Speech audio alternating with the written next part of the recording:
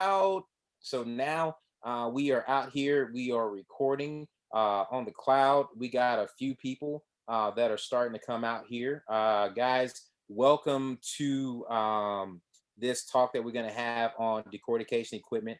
I'm very thankful for my buddy Andrew Bishop being able to come out here from Ag Processing Solutions and basically have a talk with you guys about decortication equipment itself. I kind of, alluded to a little bit on my last Facebook Live.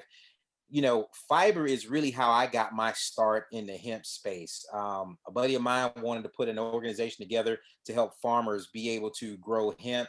Farmers wanted to grow it. The Department of Agriculture wanted to grow it. And we thought we had someone who wanted 400,000 acres of fiber, to be used for cigarette paper, half the filter in cigarettes and stuff like that. So I got really pumped up, really excited, really driven, and started helping farmers, get their paperwork gathered to be able to get this permit.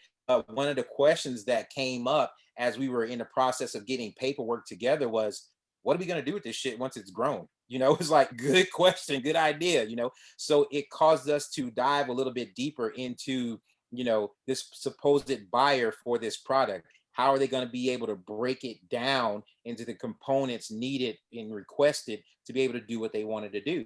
And as I got to peeling that onion back a few layers, we found out that there was a major shortage of decortication equipment capable of doing that in the United States. So it just made it a very difficult process. And then on top of that, the buyer disappeared because, at the point in time I was so naive in the process, I didn't realize that there were a bunch of crooks in the hemp space. So it was a fast lesson learned about a lot of things, and that's why I'm really excited. I was excited to put you guys on with, my buddy Ryan the other night. I'm excited to put you guys on with Andrew because these are guys who actually have, they've got the tiger by the tail, so to speak, because they have that missing piece that's needed here in the US. So without further ado, I'm going to turn you guys over to Andrew. Andrew, can you hear me okay, buddy? Absolutely.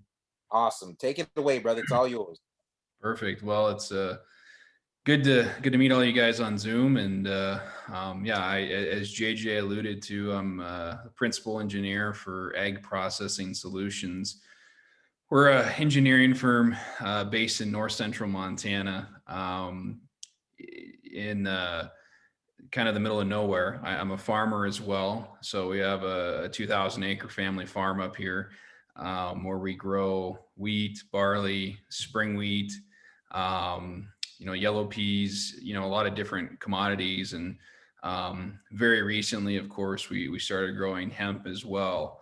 And yeah, it's been a lot of fun. And then with my engineering firm, about 2 years ago when hemp got legalized, we started to look into the space a little bit. My engineering firm is not hemp specific.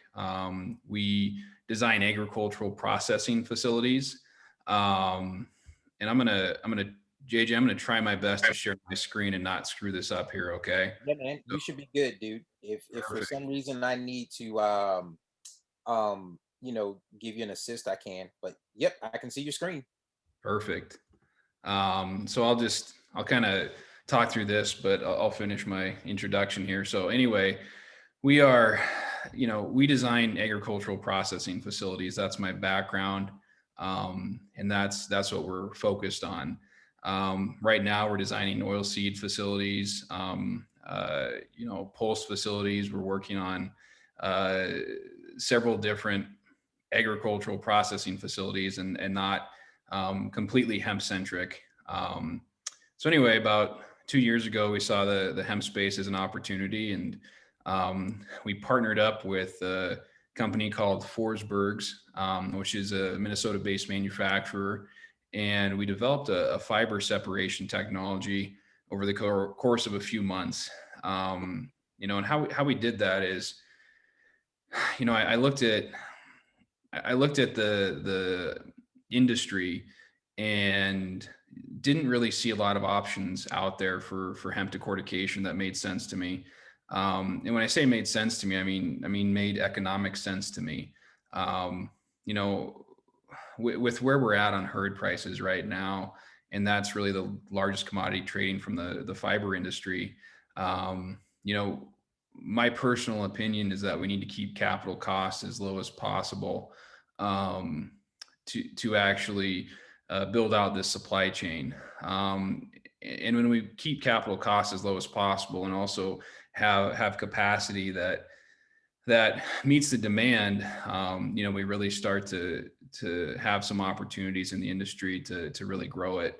Um, so this is what we've come up with, after a while of research, and now this system is in place in both Montana and Minnesota, that you'd be more than welcome to come and look at truly anytime you want. We can typically find time for folks to come up. We also provide free samples out of this system as well, that we'd be happy to send to potential end users, to yourselves, to anyone that you want to you know, help further the industry, which is something we're passionate about as well, is you know, furthering the industry, and making sure that, you know, we're all in this together, and trying to develop these end markets for these products. So um, this system, essentially what you'd Just see. Yeah, real go quick, ahead, JJ. real quick, hey, Andrew, I'm sorry to interrupt, man. I just wanted to say real quick, thank you for the transparency, Yep. because oftentimes in this industry, what I found is everybody claims to have something, but they're not willing to lift the hood at all and tell anyone anything. Or sure, you gotta, it's always pay to play 100%, from the very beginning. So thank you from the bottom of my heart for the transparency and what you're willing to do for these people. Of course. Yeah. No, I mean, that's what we're here to do, is help everyone find solutions in this industry. And, you know, we don't want to gouge people in the process. We want to grow this together, and we want to be fair with people. You know, what we do in the industry is we engineer and design facilities, and then you purchase the equipment from our partners. I mean, it's a really simple relationship. It's how the agricultural industry has been built for, you know, 100 years, and that's how we like to do things. And we, you know, we're very happy to send, again, samples of the product literally coming off of this stream to anyone and everyone that you want us to, because that's how we further the industry together. I mean, right now, the bottom line is there's really not a big market for bass in the US. I wish there was, and there's a lot of talk of it. But that's one of the things we want to really help develop with people, is, you know, sending product to different individuals, and different companies that are able to do things downstream with it, and make products out of it. Same thing with the herd. You know, I I work with a lot of different herd folks and animal bedding, hempcrete folks, and you know, they tell me they get my samples. They get my samples all the time from different individuals. They say, "Oh, I got a really clean sample of herd. It must have come from you," because um, we have a process to really clean up the herd. But let me talk you through this overall process flow diagram, and I'll show you some videos as well, and be happy to answer any questions you guys might have, because you know, it's not the more this whole process. I'm an engineer. This whole process is very, it makes a lot of sense to engineers, and I'll hopefully be able to talk you through this. But you know, I'm not the most comfortable in a sales position. So if you have questions, please answer. Please reach out to me. But let me talk you through the process. So in this particular circumstance, you would have bales of hemp coming in, whether it's a round bale, whether it's a square bale. I don't really care. A lot of people say, well, it has to be square, it has to be round, it has to be all this. And I say, listen, guys, what we have to do is we have to design systems that make sense to the farmers in that specific region. Because if we don't do that, we're not setting them up for success, because we're asking them to put in capital essentially then, because they have to go out and buy new equipment to process this material and to grow this material. So what we like to do is we like to tailor each system that we design specifically to each region. So that's why you have this grayed out portion. So product comes in, you have a tractor or skid steer or something that loads the bale buster. Okay. This is just a typical tub grinder. I've worked a bit with Valmetal. There's a lot of other companies out there. If you have used access to used equipment, I can help you search for used equipment that will work well. We've used a wide variety of tub grinders, and I'd be happy to give you guys a list of which ones have worked best for our system. Basically, what we need is the bale broken down to 3-inch minus. From that point, we have the option to go through a hemp seed separator. So that's the hemp seed separator is there essentially if individuals, your farmers, your people that you're working with want to bale the entire hemp plant. Now, you might be a little bit surprised to hear that, but what we found is some ranchers and some folks, throughout different regions of the U.S. don't have combines. They have balers and swathers. And so we don't want to tell people, well, we can't take your product unless you have a, $90,000 combine, used combine. I mean, combines are very expensive. As a farmer, I know very well how expensive they are. And, we want to tailor the system to that specific region and your specific farmers. So if you deal with a lot of ranchers or you deal with a lot of people that are around silage choppers, we run it through a hemp seed separator first. So basically you would bale up the entire hemp plant with seed in it. And we would run it through a series of a screener and a classifier essentially to separate the seed from the rest of the biomass. At that point, the seed can go to storage. There's still some contaminants in the seed, and we can further refine that and clean that. And that's something, that is my background, is the actual cleaning of the hemp seed or, pulse or anything like that. That's what we design traditionally facilities for. It's not, hemp specific. So after it's in hemp seed, we can take it, make hemp art out of it, press it for oil. We can do a wide variety of things, but just for conversation's sake, this is just going to a storage area right now. From this point, we actually pulverize the stock material, and we pulverize it with an air assist that's not shown on this. We have some other techniques that we utilize on the pulverization to create a little bit longer of a fiber than what you traditionally see out of traditional pulverizers. From that point, that's when we start our overall process. This is really where the heart of the fiber separation and fiber classifier is. I don't call it a decorticator because it really isn't a decorticator, but it's separating bast from herd at a high rate. So you have essentially a screener here going to a machine that we've developed, a delumper is the name of it.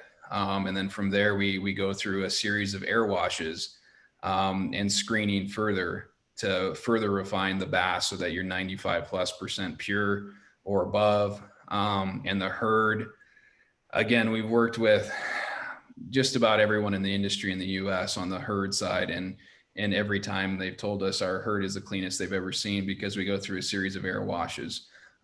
We've actually had the opportunity to work with European decorticators to actually clean up the herd that they provide to folks or that they send to folks because it's just not clean enough for a lot of the guys, and there's too much dust in it. So this is the overall process of how we separate the bast from herd. Our size ranges anywhere from 2,000 pounds per hour to 10,000 pounds per hour, and it's modular, so we can recreate it. The 2,000 pound an hour line. One of the things that I'm really cognizant of in this industry is that we want to give people the opportunity to be in this industry, even if they're not looking to spend a lot of capital. So, if someone is just solely focused on herd, we can get you into a 2,000 pound an hour line for, truly in the $80,000 range, which is, it's large scale industrial equipment. So it is expensive still, but it's really actually reasonable for processing equipment that's meant to run 24 hours a day. From there, we can also take it and of course make pure bass, but it just takes a few more machines to make pure bast fiber. And so it would be a bit more costly there. And you're in the $200,000 range to make pure bast and pure herd at 2,000 pounds an hour. Our 10,000 pound an hour line is around $300,000. And that's compared to European decorticators that are, somewhere around $10 million. And everything we make is made in the USA. Something that we really stress to people is that, when you're looking at processing equipment, you really need to consider the service side.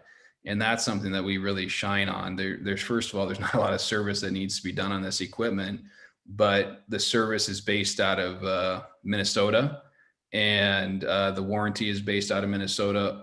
Everything is based out of Thief River Falls, Minnesota on the manufacturing side. So you have the service and everything from there. And it's a company, Forsbergs, who I can't say enough good things about. They've been a tremendous partner for me in the industry. They've been manufacturing large scale industrial equipment for the last 90 years. So if you go to a seed plant or anything around the country, there's a decent chance you might see a 40-year-old Forsbergs destoner still working away. And that's something that's really unique about us, is that we're not just jumping into this and saying, well, we're going to make our own machines. Forsbergs and I have partnered, and we have a wonderful partnership, and they have the manufacturing ability. And we have the engineering and design side of things, and offering a full, one-stop shop to say, okay, this is how we put all this equipment together. And this is, we're your help along the way. We're helping you figure out, how to lay this out inside of an existing facility, or if you want to put it on a trailer. I mean, we do that. We do that a lot. We do a lot of different things. So that's the overall process. So you make mobile decortication units as well? Yeah, it's really not as hard as somebody, might assume. It's just a matter of putting on a trailer and adding a generator and a series of conveyance to it, and making it work. And that's, one of the things I'm passionate about, is making it affordable for farmers that, want to jump into this. Awesome. And that's, if you have an end market and you can pencil that end market and it makes sense, then I'm all for doing it. And that's something that we stress to people all the time, is if you find the market for the herd and you want to do it, then, go to a bank and get the money and do it. And that's what a lot of people are, I don't know. We just really want to keep costs as low as possible when we do this overall process, because, we recognize that the commodity that's being traded right now is a low value. The herd is trading anywhere from 40 to 20 cents right now. And so we have to design the systems appropriately for that. So we have to be able to hog through a lot of material to have it make sense. And then of course we can also do the seed side. I could bore you for hours about the potential of hemp seed protein and hemp seed of itself, because it is amazing. And it's an amazing bycrop to have both the seed and the fiber together. And I can try and show a video here, JJ, if that works, man. Sure, man.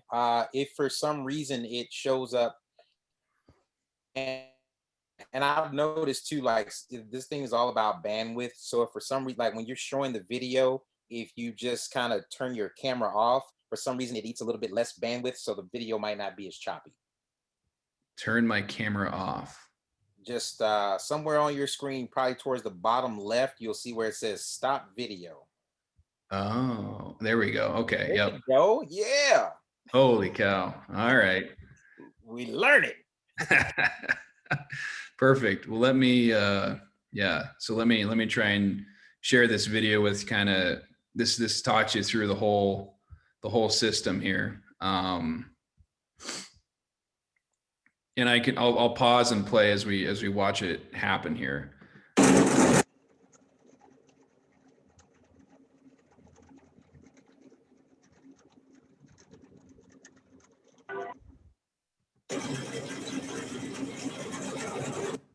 So that actually wasn't the whole system. So that wasn't exactly the video I wanted to show you, but at least so what this is this is the delumper, or a delumper that basically it's taking, if you've ever seen hemp fiber after it's been decorticated or pulverized, and it's a lot like a mouse's nest. You have a lot of herd inside, trapped inside the bast.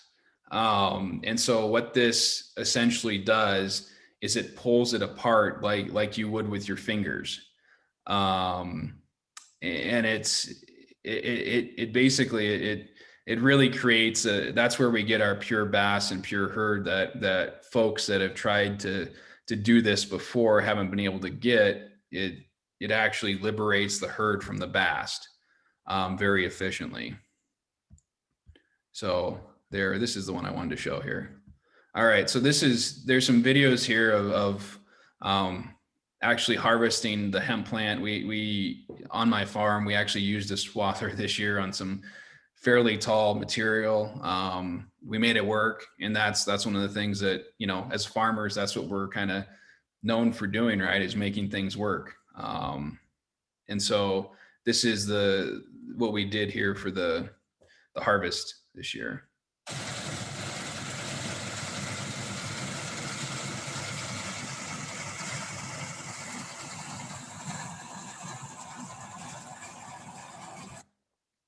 So that was some really short stuff. We grew it on dry land, so it wasn't on irrigation at all.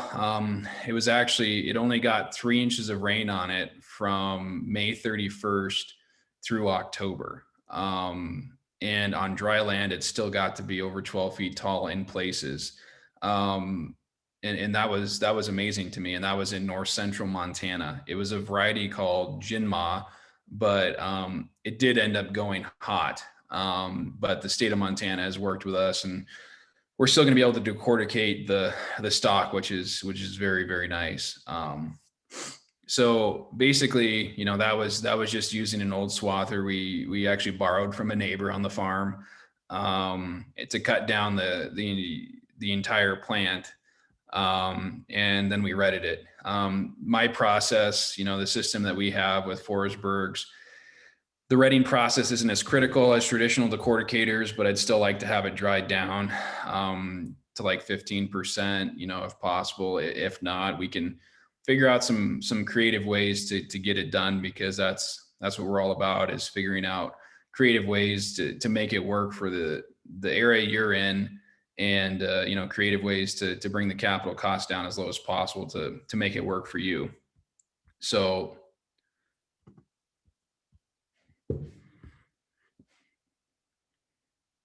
I guess I didn't show the pulverization. So that's after it's gone through a hammer mill. And this should probably be the video I just showed you again.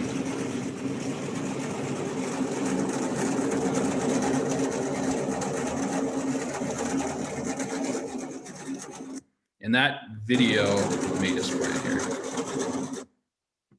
That video is fairly old, so it's actually a different delumper that we used, and then we developed our own Forsberg's, and so we have a different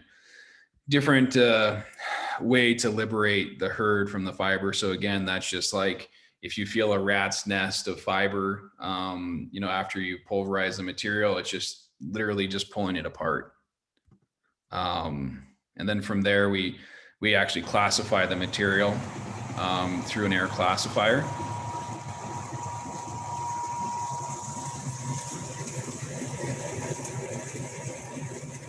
And that's what creates the perfect air washed herd.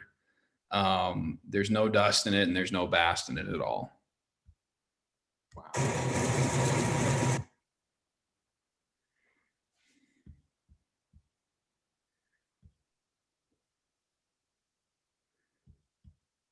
So one of the things that is unique about our system is you tell me what material you want coming out of it, and we'll make it work. This is a variety of material we can get coming out of it. This is actually just coming off of the overall process. We have dust that folks have been quite interested in the bioplastic industry in. Then again, some bioplastic guys don't like that dust because it's not free flowing. It doesn't go to their injection molders. It's just truly amazing to me that we just don't know 100% for sure what the folks, what folks are looking for as far as manufacturers looking to do things. This is our bass that comes off our system. That's pure. It's anywhere from 2 to 4 inch in length. This is some of the micro bass that we have that comes off the system as well.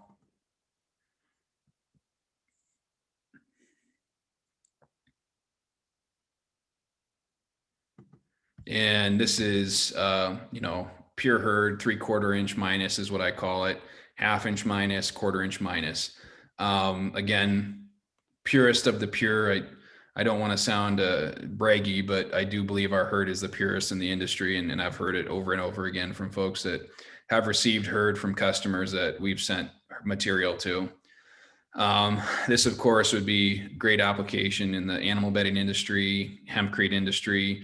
Some hempcrete guys like the smaller herd, some hempcrete guys like the larger herd, some guys like the medium-sized herd. Some of the plastics companies we work with actually like this 1/4 inch herd. One of the things that's amazing to me in the hemp industry is that, a lot of these end markets, they just haven't been developed yet. And so, what we like to do and what we do is we design the system to what you tell us you want to try and do.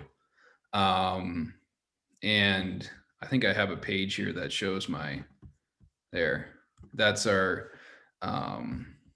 I can take you to our website real quick for our contact information and show that to everyone here. But this is our website, eggprocessingsolutions.com. This is my cell phone number and my personal email. So anything you need at all, just in regards to questions about hemp fiber processing or hemp processing in of itself, I'm happy to answer. So JJ, that kind of concludes my presentation. I would love to open it up to questions to anyone that might have a question. I'm so glad you are doing that because Lisa Sundberg has been texting me questions directly instead of putting them in the group. And I want her to have the opportunity to ask you everything she needs. So let me unmute her real quick. Lisa, it says ask to unmute. So just make sure you hit that and please, unmute yourself. Hold up. Let me do it again. All right, Lisa, can you hear me? Mic check 1 2 1 2. She's got some new audio equipment that she's okay. So she's having a little difficulty there. So what I'm gonna do is, it says here, I just got my mic equipment. I don't know if it works. All right, but she did type her questions. So her first question was how many acres?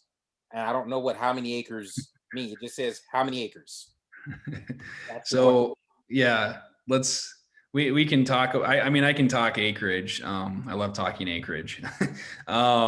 So there's a really broad range, right? Depending upon what genetics you grow.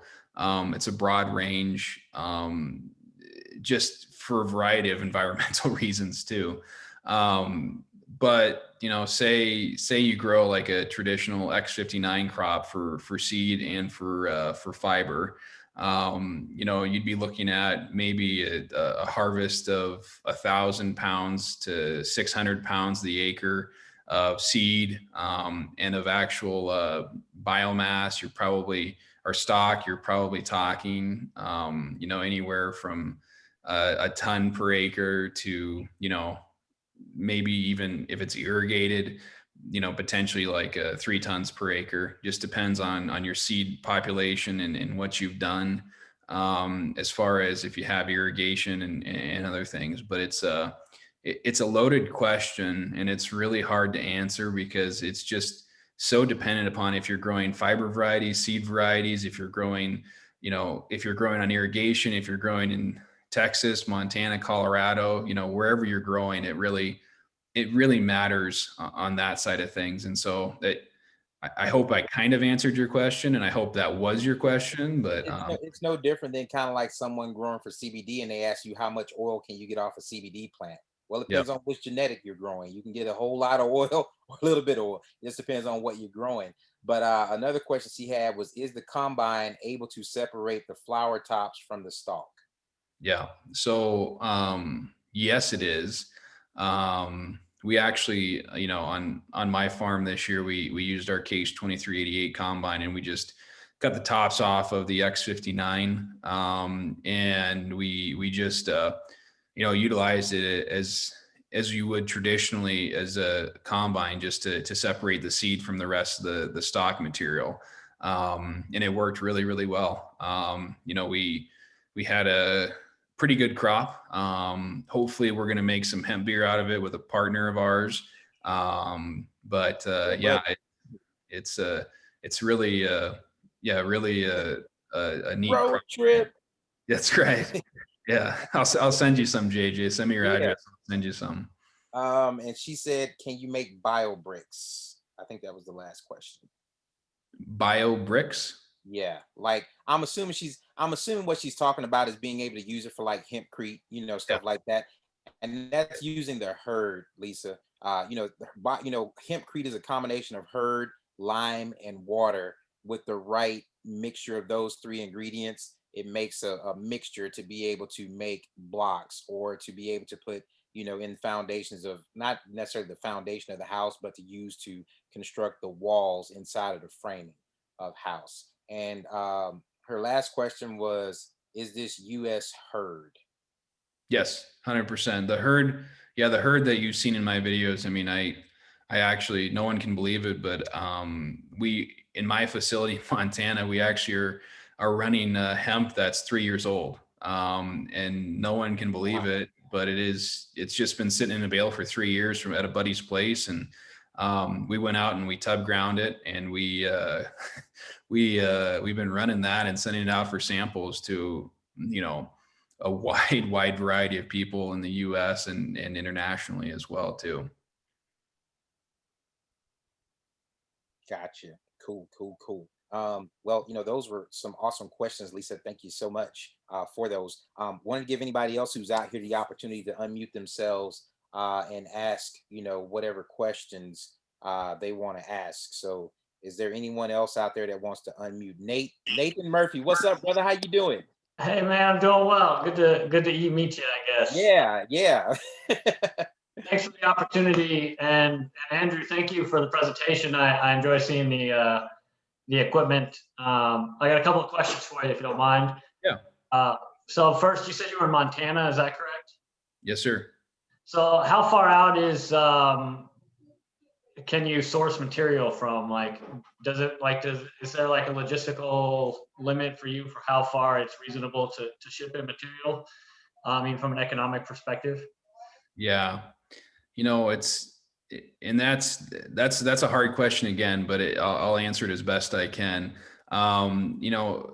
At current herd prices, I think you're probably able to source herd, from a few hundred miles, especially a 300-mile radius, especially if your farmers are also growing for seed as well. So if you're running as a bycrop, the big problem with hemp fiber and logistics is that it's, anywhere from 5 to 10 pounds per cubic foot, which, that's a logistical nightmare for Right. sending material, long distances.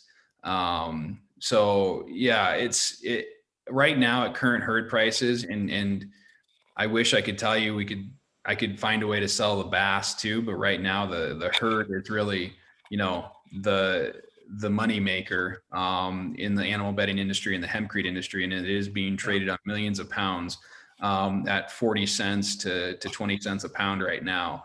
And you're looking at probably a 300-mile radius for farmers to bring it into a processing area. Right on. Have specific genetics that you source? I know you kind of touched on that briefly earlier, but like, do you have like specific genetics that like you guys have in house, or you have partnerships, or do you know what you like to process? Yeah, no, we've worked with some of the seed folks in the industry. My personal favorite is the folks at International Hemp. in the northern Eric. climate. Yeah. Yeah. They have a B Lab, Bayer Lubetsky, Yep. I think is the name of it, and Hanola. And Hanola really just outperforms everything else I've seen on the seed side. And it's really, really a good genetic variety. We've seen it grown in Montana as well. And, you know, if I didn't actually see it grow, I wouldn't have believed it myself. And it did produce very, very well in this area. And that's certainly the two genetic varieties I would look at in northern climates. As far as, you know, southern climates, I think that's something you'd have to ask some other folks that are more apt to farming down there. But for me, you know, that's what we've seen. Right on. So are you, what's the name of your company? Ag Processing Solutions, is that correct? Yes, sir. Okay, and you said you're Adam. I think I've got your number. I'd love to follow up with you afterwards. So no, of course. Hey Nathan, I know how to get in touch with him, you know, as well. If you can't, you know, reach him, I've got his contact information, and we're talking back and forth on a bunch of stuff too. So awesome. Yeah. So I know some guys growing that B Lab down in the valley, down in like Harlingen area. So, and then I've talked to Eric before too. So it seems like we've got some mutual friends, and I'd love to be able to follow up with you. And I've got some other things to show you offline maybe too. I think we got some areas of collaboration. So yeah, thanks for everything. Absolutely. And yeah, if you need any samples at all, or truly, and that's one of the things I want to stress, guys, is that it's very, you know, we're very real, and we have the manufacturing in Minnesota, we have it in Montana. Come up and see us. I mean, that's, you know, rather than me trying to explain everything as an engineer to people, you know, it's just hard. You know, you're doing great, by the way. No, you're doing thanks, great, Andrew. I appreciate that, but you know, come up and see us and actually watch some equipment run. Because every time, you know, we've hosted many people in both Minnesota and Montana, and every time they're just blown away by the simplicity of what we've come up with, because it's a lot simpler than people give it credit for, the separation of bast from herd. And it doesn't take, you know, it just takes a little bit of ingenuity mixed with some very old equipment and some modifications to it to make something that really makes sense for a lot of people in this industry. And it's very, very cost effective. And yeah, we love hosting people and showing them what we've come up with. Okay, one last question. Well, statement really. I'm a traveler, so by making that offer, I'm going to take you up on that. Perfect. Thanks. We might run into each other up there at the same time, because I already told him I'm coming. And I told him, hey, give me a date. Actually, what I'll do, Nate, is when he gives me a date to come out in January, I'll text you and let you know. And if you want to come out when I'm coming out, I mean, we can kill two birds with one stone if you want. Amen, brother. I'm all about it. Cool, man. That'll work. And hey, Andrew, another one real quick, man. How do the people get in contact with you? Because the last thing I want after this call is everybody bugging the shit out of me about how to get in contact with you. I want them to know there's no broker joker shit going on here. I want people to know, how do they get in touch with Andrew if they want to get in touch with Andrew. If you want JJ involved, y'all gonna have to figure out how to compensate JJ. Otherwise, talk to this guy right here, right now. So that's our website, www.eggprocessingsolutions.com. This is my cell phone number. This is my personal email. Yeah, this is how to get in touch with me. You can also fill out this form on our website. We have some other beautiful pictures of our farm as well on there, and on the Rocky Mountain front in north central Montana. And this is the best way to get in touch with me. And yeah, anybody have any other questions that I could answer? Absolutely. Please, if someone has any questions, please unmute yourself. And I'm trying my best to monitor the chat to see if anybody's having any problems unmuting. So somebody named admin, hey guys, do me a favor, stop messaging me directly. If you look down at the bottom of the chat where you see your name at, there's a drop down arrow. Just push that, and then from there hit everyone in meeting. That way you can ask your question and he can see it directly. Because if y'all are messaging me directly and I'm trying to get messages on my phone and I'm trying to monitor people staying muted, somebody's going to get missed, y'all. I'm telling you, unmute yourselves. or reply to all so Andrew can see your questions too. I'm trying to help y'all by putting you directly with him. Can you hear me yet? Is that Lisa? Did it work? Oh my God. I hear you. Yes, Yes, it did. Jesus. God, I hear you. Yes. No. Sorry, I'm just like, wow, I'm excited because I just bought this other microphone and it doesn't work. So I must have bought something on the camera that works. Anyway, sorry. If somebody else has Well, questions, congratulations to you. Welcome to the show. thanks. I have questions, but I want to make sure everybody else has a chance. So I'll mute myself. And if nobody has questions, I have questions. Somebody asked a question. It says NPK levels of harvest equal longevity of structure. Okay, what? Sure. That they sent that to me. All right, awesome. It's not a question though.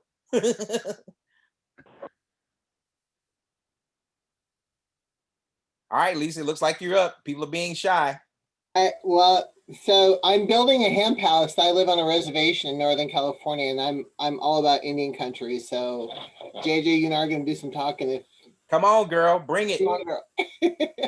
So, so the BioBrick question. So I'm connected anyway. So I'm going to build a house here, and my goal is to launch building small home construction, first of all, on reservations. And so it's going to take herd. I'm going to be working with getting certifications done so that people will know how to officially have a real, I want to go beyond hemp enthusiasts, right? I want to get to where we actually know how to build. And so I've got international people coming out to my home. I already worked with the people from Australia that came out and showed us how to build with hemp about 5 years ago, but there was no herd for us to use here in the US. So I kind of want to get an idea of what you see is available now out there in the market. The strain or the cultivar that you mentioned, it sounds like is the stable one that's coming from Europe. Is that a European cultivar that you mentioned that they're growing in Montana, Andrew? Yeah. Yep. Hey, Andrew, let me chime in on that for a half a second, just because this is something that I'm currently dealing with now, Lisa. What you're gonna find for 2021 is just because a strand or genetic is growing well in Andrew's area, it may not necessarily grow well in your area specifically, because there have been no seed variety trials to know what it's going to actually do in the soil and the climate conditions where you're at. So for 2021, one of the things that I've done is I put an email, not email, but a Facebook message saying, hey, if anybody's interested in participating in any, trials for 2021, send me this information. I'm going to comprise a list, and I'm going to try to, have someone who has seed that they want to try in different areas of the country to see if it's going to grow and what it's going to actually do. Because I would hate for you to think that just because it's growing well where Andrew is, it may not necessarily do the same where you're at. Now, if you just source the herd and get it from someone, then you're good. Yeah, no, I'm all over that, Jay. We're at the point to where I just want to find I think regional areas and what cultivar is going to grow well in which regions. So we've got tribes up in Washington ready to throw down, and that's where California needs to get some. But we want to work with the university there. So we are talking to a couple, doing some of that. But that's where it's going to take those trials, those small quarter to half acre, plots for a grow first to make sure it actually grows instead of you spending all your money on some seed and it doesn't work, Right. So I'm looking at equipment and what's out there. I'm actually looking for a sprayer to invest in myself here to use it for training purposes and things like that. Looks like my buddy Nate had his hand up. Nate's ready to jump in, man. He's like doing double dutch. He's like, he unmuted his camera, he unmuted his microphone. He's ready to go. What you got, Nate? I was gonna chime in. We were talking about doing genetics research studies with field trials. Our company, Hempliance, has a data collection tool that can help with that. But we are working with Prairie View A&M University. We just onboarded them to do some genetics research. Bill is in the trial, and we're talking with IH to get canola ready too. Hey, Nate, Nate, you're kind of in and out, Nate. Yeah, so we're doing field trials with Prairie View A&M University here in Texas. Can you hear me? Yeah, it's a little, I'm not sure if it's a connection thing, but it's kind of blotchy. Hey, they said if you pay some of your bill, they give you some of your service. Did you pay your Wi-Fi? Yes, I did. Okay. I just have a new computer, so I gotta get the distance. Gotcha. And I can chime in here, guys, a little bit too. You know, in regards to what Lisa was talking about, you know, and JJ too, I'd be happy, you know, if it's a small amount of product, if you want to send it up to Montana to run as well. As far as finding a domestic supply of herd, that's a really hard thing right now. Yeah. My best opportunity there would be to reach out to a mutual friend of JJ's and I's, David Canby. Yep. He is working on he does have a facility that's up and running now in Pennsylvania that he could probably get you some domestic herd, but you might be you might be surprised at how much it costs to freight it over to you. If you're in California and he's in Pennsylvania. As far as locally, we are working on truly a staggering amount of facilities, including some in California, but I can't share anything with you right now on that. But and then also the field trial side, you know, that's what we did last year. Actually, is we tried a varying seed rates, varying fertilizer rates on my farm with 2 different genetic varieties, X59 and Jinma. And we tried to see what would grow best in our area. And that's really what you should do, I think, before you spend, you know, $4 to $8 a pound on seed, you know, make sure you're doing the right thing. Like JJ just said, I mean, you don't want to throw your money away, you know, if you do 1,000 acres and, you know, spend a whole passel of money on seed if it's not going to grow in your area. And, you know, I'm not an agronomist, so I'm not going to be able to help you with a lot of that, but I'd be happy to help out as I can. Yeah, I am working with some universities already on that. So I've been at this for 5 years. So I'm at the point of looking at decortication systems and seeing infrastructure for construction to be put on reservations. That's kind of where I'm at. So do these universities that you're working with, do they have seed that works or not? You said you're working. Yeah, they're in trials right now. Okay. They're fully engaged in doing all, basically emerging, you know, just emerging new products that will come from plants. Gotcha. So I'm on weekly calls right now with Clemson University, and I think they have 3 cultivars in there, but that's over there. So I'm looking to do. I'm mostly going to be working with tribes. And because of our sovereignty, that's my whole play. That's all my whole world. That's everything I do. So and then I also am a commissioner for Humboldt County for the Human Rights Commission, and so dealing with homelessness and things like that, you know, showing people how to build out of hemp and creating self-sustaining communities out of that. Yeah, there's a whole slew of stuff, but I'm going to be building a couple of different things out of hemp. I'm completely dedicated to making hemp work in our community and building our houses on reservations out of hemp. And I mentioned that's why I was interested in the whether or not we can do biobricks, because if you go to the reservations in North Dakota, South Dakota, you have people freezing on the reservation. They have massive amounts of, you know, of land, and unfortunately, and Alex White Plume is I wouldn't say close friend. He's you know, I know him. I've met him a couple of times, but I believe in his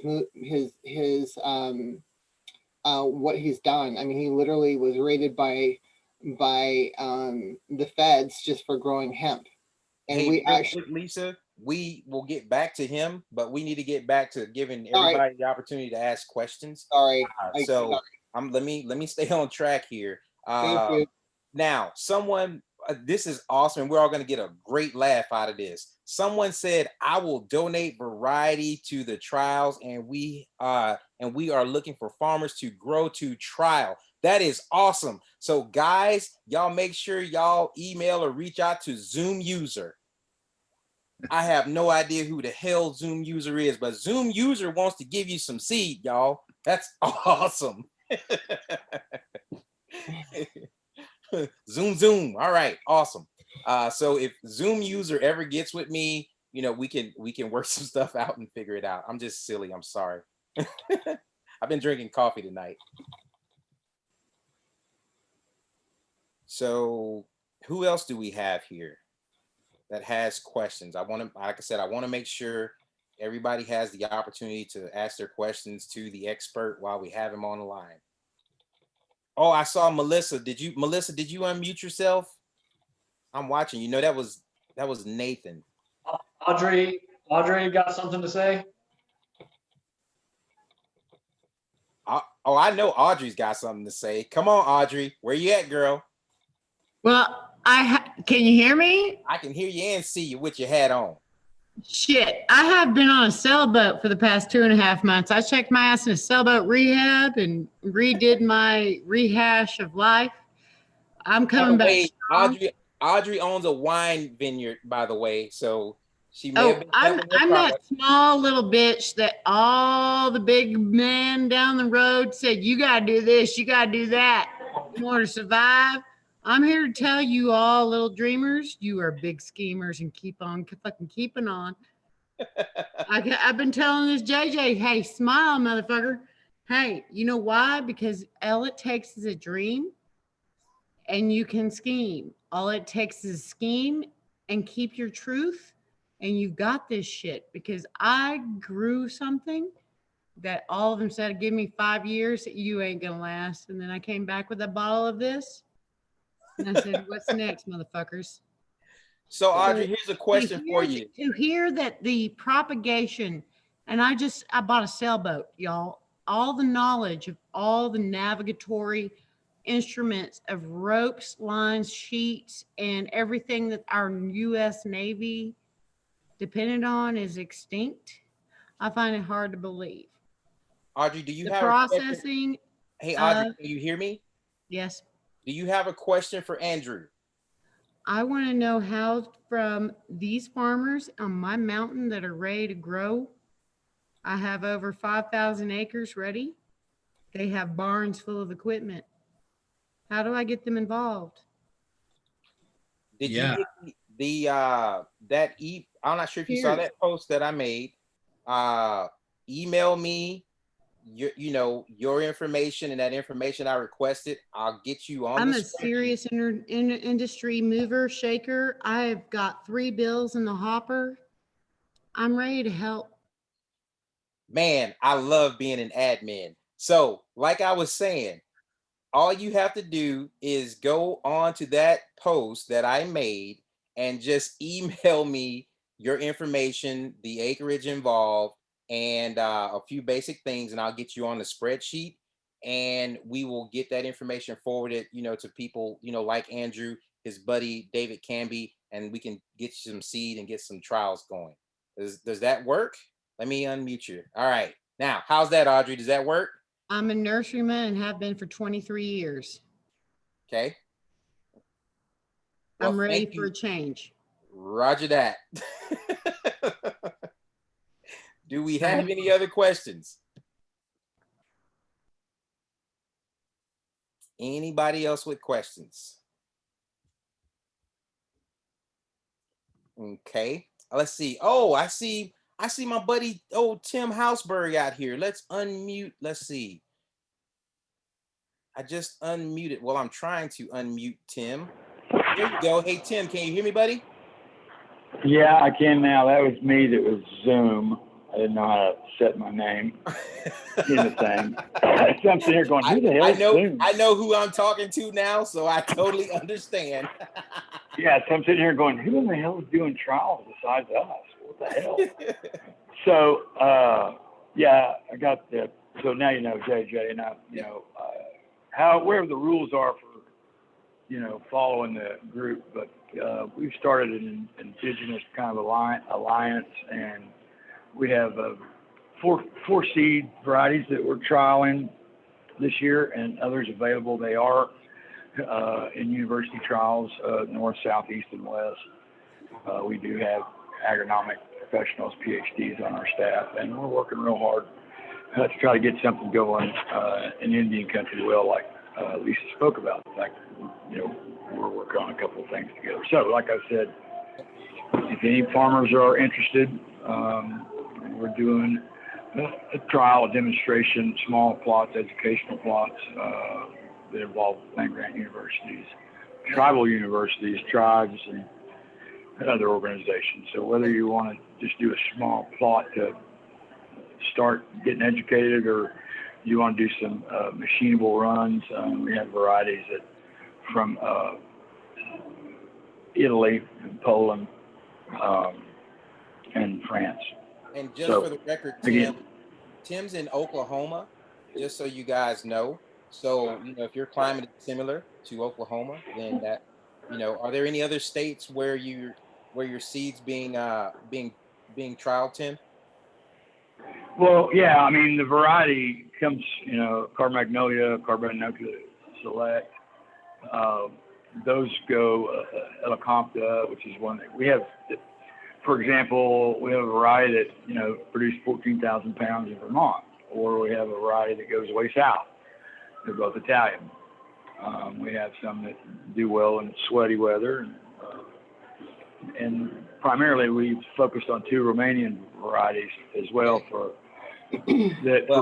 seed, for oil. So, because like we're going for homes and food. So, well, here's what we're going to do for the time being, because we've got Andrew out here to ask questions about hemp decortication. Yeah, I'll let you go. So does anybody have questions about hemp decortication equipment? Well, I want to go see Andrew. Tim, let's go. I'm on the phone with Tim mostly every week now. So, okay. All right, let's see. It looks like Tim, he put his hand down, so I guess he's not. No, go ahead. I was just going to say, yeah, I plan to go that direction anyway. We're working in that area, so we look forward to seeing you. I appreciate everything you're doing for the industry, Andrew, and I'll shut up now. Yeah. Thanks, Zoom user. Appreciate you, Zoom user. Question. Yeah. Oh, am I on mute? Okay. Oh, Andrew, is this American-made equipment? Yeah, it's all made in Minnesota.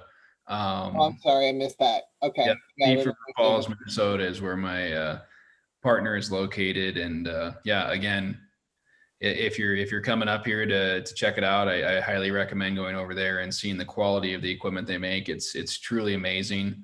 And that's one of the huge benefits of working with us, is the manufacturer has been around for so long. And the service, like I said, everything is based out of Minnesota, and it's, the service and warranties are something we're very, very aware of, and something we work on. So, yeah. So when you guys compare yourself, are there other companies that are, competing, or are you guys leading the pack right now? Yeah, no, I mean, there's a whole lot of people in the industry that are either building decorticators or doing things. We have a tough time comparing to traditional decorticators just because we're doing things completely differently than them. And so, for a lot of people, a 5 ton an hour line, which is, our $300,000 line, those guys are anywhere from a couple million to $10 million. And that's really where we differentiate ourselves, is the cost effectiveness and the overall efficiency of the process. And we can also, we can automate the whole thing. It's really, a lot of people get caught up on the AI side of things these days and talk a lot about that, but it's really just utilizing, clever actuators to automate a facility with an iPad. And we're able to help folks do that as well if they want to. But it's, to answer your question, it's tough to compare, but there are a lot of people out there trying to build hemp processing equipment. I don't know that there's anyone like us that have the experience in different industries that are in this now that aren't building just for hemp specific equipment. So, so do you guys, would you consider yourself a small, medium, or big ag type of equipment builder, or can you scale? Yeah, big ag. I mean, we build a lot of large scale industrial equipment. I design a lot of large scale industrial processing facilities. Anywhere from $1 million to a couple $100 million. So we design facilities that are that size, and that's what we're good at doing. And the hemp thing is just kind of what we came up with when we recognized some inefficiencies in the industry. So yeah, we do big ag, and that's kind of our passion. And, in north central Montana, it's pretty easy to find 20,000 acres to grow hemp on. And so we always look at it as a, very large scale processing and being able to process efficiently at that scale. So it's almost like the chicken and the egg kind of situation. It seems like that we're at right now when it comes to Yes. investment dollars, and so that's kind of why, guys, I would love some support somehow. I haven't quite figured it out. So, but I want to use, because I live in Humboldt County, guys. I live in the heart of cannabis, and I just figured that the epicenter is here for a lot of things cannabis. So I want to build. I already built a hemp wall with the Aussies, 5 years ago when we didn't have enough supply, but now we're at a point to where it's ready to go. And so I'm going to build a whole house out of it. And like you were saying, I mean, it is a chicken and the egg thing right now in the US. I will say, we've had success in Canada. The US, it is a tough industry to be in right now because it's just, there's a lot of talk in this industry, but there's not a lot of action. Right. Totally. It's hard to, because the supply chain has not been developed very well. It's been very broken. I've been in this space for a while, and it's we want to flip it on its head a little bit. And the natives are at the table right now, so that's one thing I can say, and they're going to be playing big in this space. Well, and I believe that a lot of that problem came from the transparency of the CBD industry, or the lack thereof. And hopefully we've learned that in the fiber industry, we're much more transparent, and we'll, communicate effectively and show, not try to hide things, not try to be secretive, not try to own everything, just work together and build the industry and build a supply chain, because that's what we need to do. Yep. Exactly. That's exactly the movement we're a part of too, right? And that's why I will do everything I can to help you out, Andrew, because you're being so transparent. I mean, within 5 to 10 minutes of our first conversation, you guys were already sending me pictures. You were already sending me emails with schematics and whatnot, and if you want, I can post those to my pages, that email with those 2 different systems on it. Great. I can post those if you want. I just didn't want to do it without, having your permission. Oh, go ahead, man. No, we're very transparent. We don't care. I mean, we want people to succeed in this industry more than anything, because that helps us, that helps you, and that helps us all move forward. Absolutely. So awesome. Well, thank you for that. It's recorded, so I don't want nobody to say later on, "Oh, JJ, you posted my stuff." I got it on recording. He said I could do it. Touch it, you got to eat it. So, are there any more questions about decortication equipment that we can ask to Andrew while he is out here? Oh, Audrey wants to. Hey, Audrey, how are you? I'm great. Good. I'm awesome. Thank you, Mr. Bishop, so much for your time this evening and for addressing our industry blossoming within our country. Absolutely. I want to state that for a lot of people, the question is from our barns to our farm. I have at least 15 neighbors asking me how, when, where. I understand mechanization. I have helped mechanization with the grape industry. It is a niche. So when trying to convince thy neighbor of timber versus cotton and the benefits of the added value grants and your business on to make those additions to those value added grants, are you working with them, or has anyone reached out within the South, Louisiana, Arkansas, the timber industry? Yeah, no, we honestly, it'd be hard to pinpoint a location that we're not working in right now, in the U.S. or I shouldn't say working in, having conversations with folks in. It's yes, Louisiana. We've had a lot of conversations in, with a lot of cotton farmers, a lot of different folks in that area, and so yes, we have, but we always, one of the things that I stress to people, guys, is herd's only going to stay this expensive for so long. So if you have farmers, if you have the end market, that's the biggest question, right? Do I have the end market? Can I sell this product that we can make? Because we can make it, guys. Listen, you can come to Minnesota, you can come to Montana, and I can prove it, but we can make that product on a large scale with cost-effective equipment. Now the question that we have to answer is, can I sell that product? And if you can sell that product, you shouldn't crawl, walk, run. You should be sprinting right now, because that herd is only going to stay at 40 cents a pound for so long. Because I can tell you, we have a lot of systems going into a lot of different areas that are going to drive that price point down. And if you wait too long, you're not going to be able to pay off your equipment as fast as Price points out for alfalfa. If you can beat $25 a bale with hemp, and you can still feed a herd with your possible textile mishap, you're a win-win situation without losing. Are you not? No, that's the thing. So right now, what I firmly believe in is doing the buy crop, honestly, because seed is a pretty established market right now. You're talking about a 45 cent per pound conventional seed price. I'm a farmer. Yeah. Straight up. And the seed, grow the seed, cut the tops off, then come back through and harvest the stalks, and send the seed, whether it be to Canada, whether it be Kentucky. There's opportunities to sell that seed, and then the stock, we can process it and we can make value added products out of it. But where you're going to make your money right now as a farmer is in the seed. There's no doubt about it. Hey, there you go. Let me throw something out there, because I know you probably want to say this, but I've got this uncanny habit of saying things that people.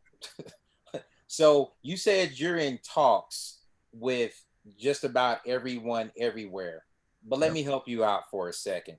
You yourself have to sift through the bullshit to know who's real from who's fake, because a lot of times when people call you, they've got these brilliant ideas and these things that they want to do, but then they want you to give them your equipment, and then you turn around and engage in some type of revenue share or some other stuff like that.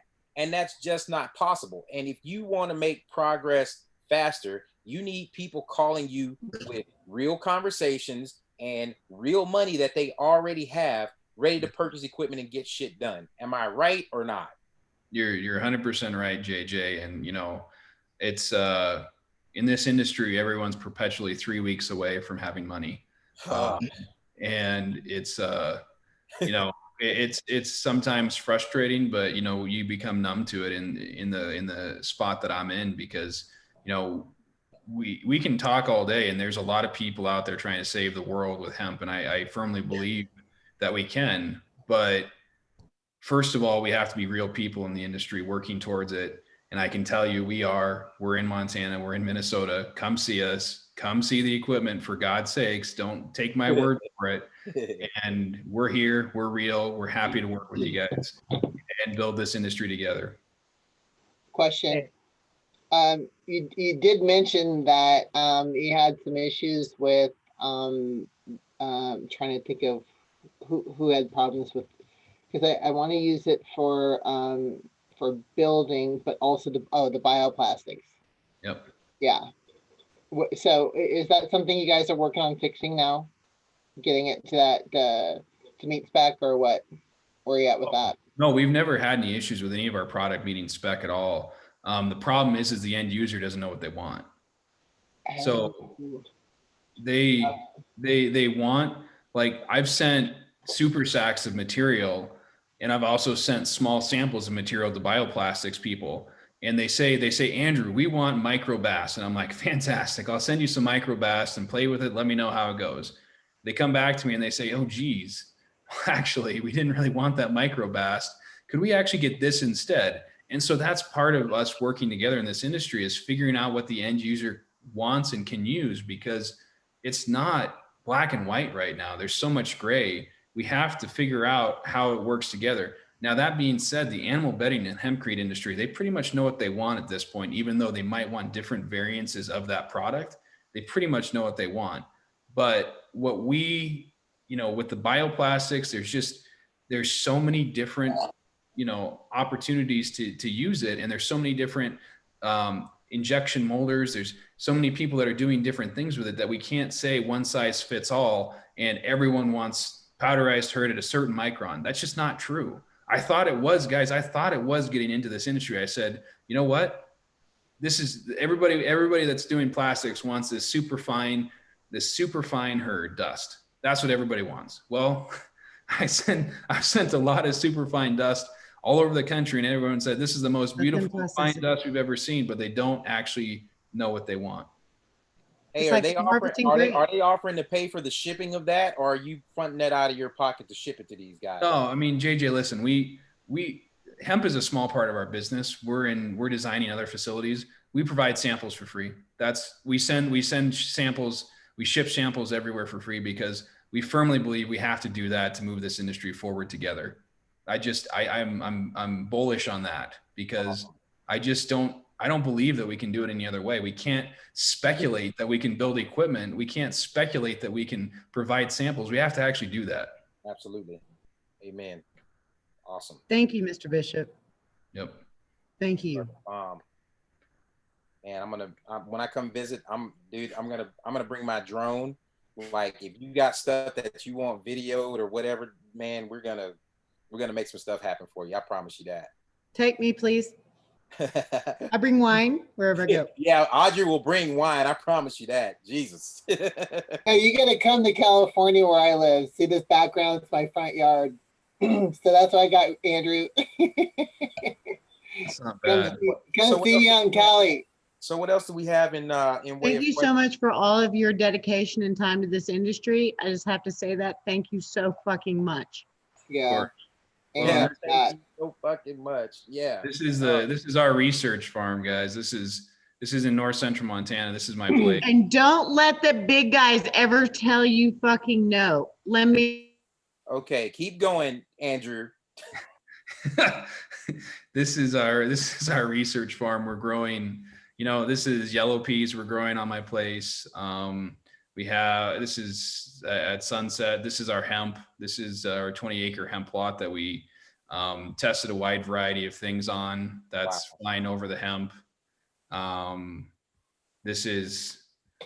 wife and I live in a grain bin on the farm. We built a grain bin house. I think you can see it at some point here, but this is my farm. Awesome. And yeah, it's on the Rocky Mountain front in North Central Montana. It's absolutely beautiful. There's a Rocky Mountain front out there. Wow. Cool, man. Well, I think we're gonna be able to do some good things, hopefully later on this month, and get some things moving forward for some people. I'm excited. Absolutely. All right. Well, Andrew, I can't thank you enough for your time, your dedication, your patience. For somebody who's an engineer, dude, I think you missed your calling. I'm just saying, you did you done good, Andrew. Put it like that in my Alabama voice. And if there's anything that you think of that I can do, to help you guys out further, yeah. let me know. I've got some people here who have interest in samples. My buddy, Tim Hausberg, I can put you in touch with him. He expressed interest in samples as well. And let's just do some good stuff, man.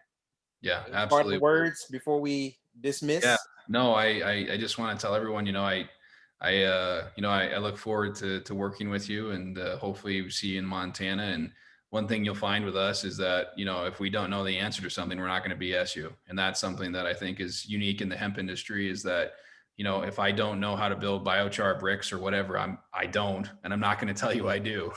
So, we can help you. We can help find different avenues to make it work for you. But, I'm never going to BS you, and we're never going to tell you we can do something we can't do, because that's not how we move the industry forward, and that's not how we grow this supply chain. Awesome. Cool. Well, again, thank you so much for your time, Andrew. Like I said, I'm going to get those schematics of your machines posted to the pages and whatnot, and you'll be seeing the feedback and flow, and just feel free to chime in on anything you like. Awesome. All right. Well, thanks, Okay. guys. All right, brother. Thank you so much. Have a good evening.